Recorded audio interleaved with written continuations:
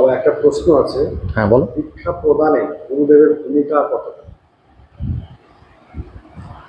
দীক্ষা প্রদানে গুরুদেবের ভূমিকা কতটা, যেমন সূর্যের আলো পৃথিবীতে এলে পৃথিবীটা কি হয়, আলোকিত হয়, অন্ধকারটা সরে যায়। তেমন দীক্ষা প্রদানে গুরু কানে যে মন্ত্র দেয়, সেই মন্ত্র দ্বারা, মন্ত্র পেলে অজ্ঞানতা, অমূলক দৃষ্টিকোণ ধীরে ধীরে সরে যায়। মরদেহের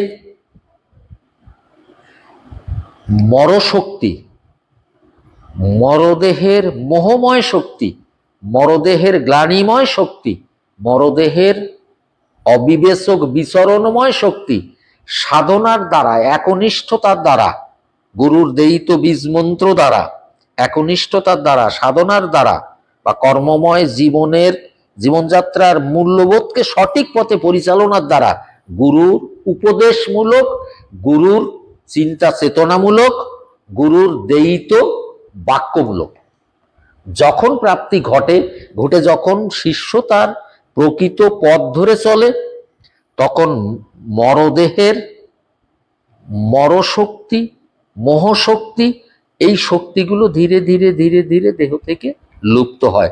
জ্যোতির্ময় জ্ঞান ব্রহ্ম শক্তি, জ্যোতির্ময় সৃষ্টির স্রষ্টা শক্তি, জ্যোতির্ময় পরম শক্তি দেহে এসে সে সজ্ঞানতা বা জ্ঞান ব্রহ্মের জ্ঞান জ্যোতির্ময় পথ লাভ করে।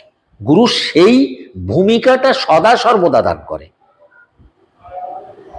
এবং গুরুর সঙ্গে শিষ্যের সঙ্গে শিষ্য যত সাধনময় গতিতে এগিয়ে যাবে, গুরুর সঙ্গে মনোনয়ন শক্তি তত এগিয়ে আসবে।